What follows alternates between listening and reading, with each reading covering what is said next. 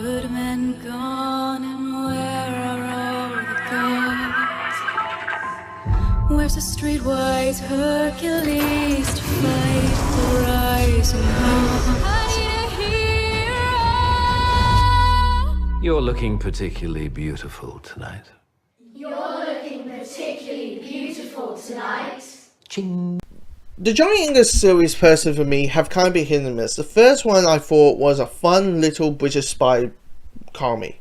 You know, nothing more, nothing less. It's a good turn off your brain type film. The second one, Johnny English Reborn, that film is not good. To the point where I saw the list of what films are coming out this month. I saw Johnny English 3. I'm like, you're shitting me, right? Like, You're making a third one out of these? You're making a third one? Okay. Okay, this film might bomb.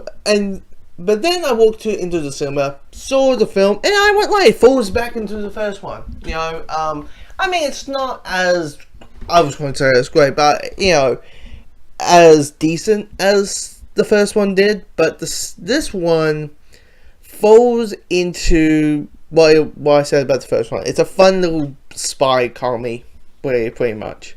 It's not trying to be anything more or anything less. It's just know what it is. And, you know, the story is paid by numbers. I mean, the story is about, you know, someone hacking through the British database and trying to do a little bit of blackmailing, doing a little bit of just unveiling secrets out onto the world, who's the agents and who's the stopping traffic lights and all that kind of stuff. And of course, Johnny English is like the only one left to stop whoever is responsible for doing that. And it's such a pain by numbers plot to the point that you can sprinkle jokes. You can sprinkle jokes out through the film, and you know the humor works. The humor works for an hour.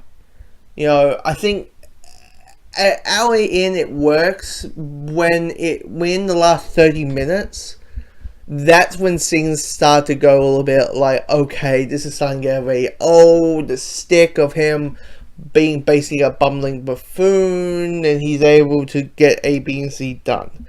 It kind of got really old.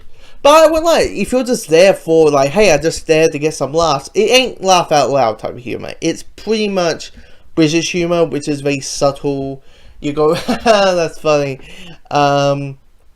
But you're not crying, you're not laughing so hard you're crying or falling out of your chair or anything like that. It's, you know, certain things where you're like, oh dear lord, did that just happen?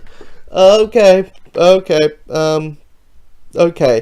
But, you know, other criticisms is like, you know, the dialogue isn't great, but it's full of, like, villains, and the villains kind of fall, or any supporting characters, fall into the, how to say it, into the, spy, line database, where it's like, you know, you will not, this will be the last time we'll ever speak to you, Mr. English. Those kind of dialogue, those kind of lines. I mean, you got, the big one I can think of is you got, a main, quote, let's say, Bongo type character, played by, funny enough, by a Bongo, was it Carlo Ingo, the one from Quantum of Solace? And she, you know, she goes over the top with it. As I said, this movie kind of knows what it is, nothing more, nothing less. But her character kind of throws more into the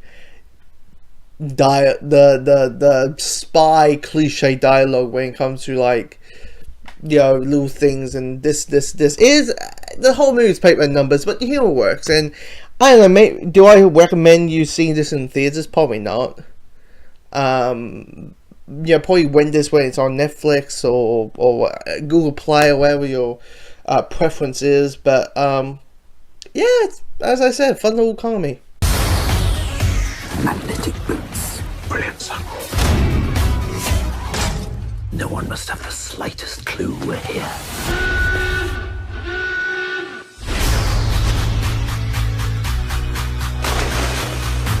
Till we meet again.